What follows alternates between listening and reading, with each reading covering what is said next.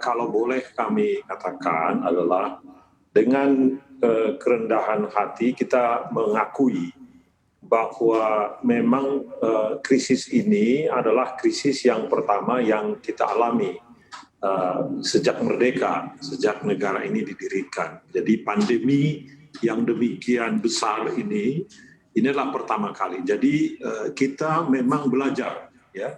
Kita di awal-awalnya tentu ada juga kepanikan, ada juga kesulitan untuk menangani ini, ya. Dari waktu ke waktu kita mencoba melakukan penyesuaian di sana sini dalam penanganan krisis ini sendiri, ya. Kita coba memberikan katakan bantuan-bantuan, tetapi pada saat yang sama kita juga menangani pandemi ini dengan PSBB. Kalau kita lihat di awalnya PSBB, kemudian kita berikan bantuan sosial. Namun kita juga mengakui waktu kita agak longgarkan pada saat liburan panjang, kemudian terjadi peningkatan dari penularan yang sangat signifikan. Dan kita tahu memang bahwa masyarakat kita juga belum begitu disiplin. Nah, itu terjadi dari waktu ke waktu. Jadi kita melakukan penyesuaian di dalam kebijakan, terutama dalam kebijakan pembatasan kegiatan. Awalnya kita lakukan adalah bahwa pemerintah daerah yang memutuskan untuk melakukan pembatasan, ya. Kemudian ternyata kelihatannya tidak begitu kompak, ya, antara satu daerah dengan daerah lain.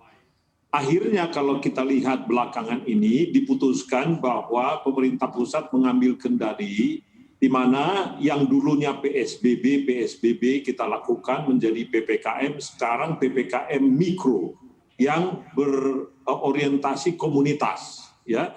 Dan kita buat prosedur pelaksananya sama dari pusat sampai ke daerah.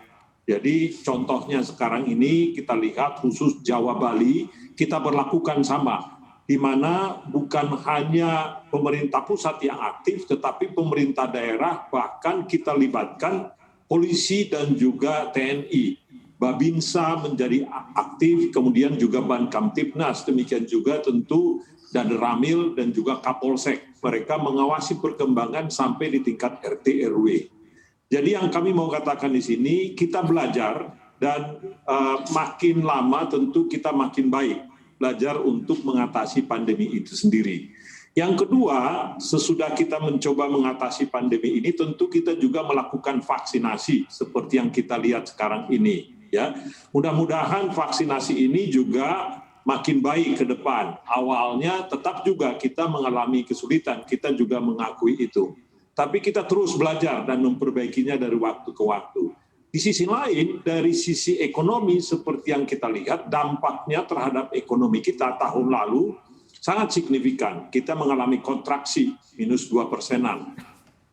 Tetapi negara-negara lain juga mengalami hal yang sama, ya. Negara lain juga mengalami hal sama. Kita semua belajar, ya. Jadi bukan hanya Indonesia yang belajar, seluruh dunia belajar bagaimana mengatasi pandemi ini. Nah, Indonesia kalau kita lihat di kuartal pertama tahun lalu, pertumbuhan ekonomi kita masih positif 3%. Tapi di kuartal kedua menjadi kontraksi, ya, minus 5%. Kuartal kedua, ketiga masih mengalami minus 3,5% dan kuartal keempat minus 2%.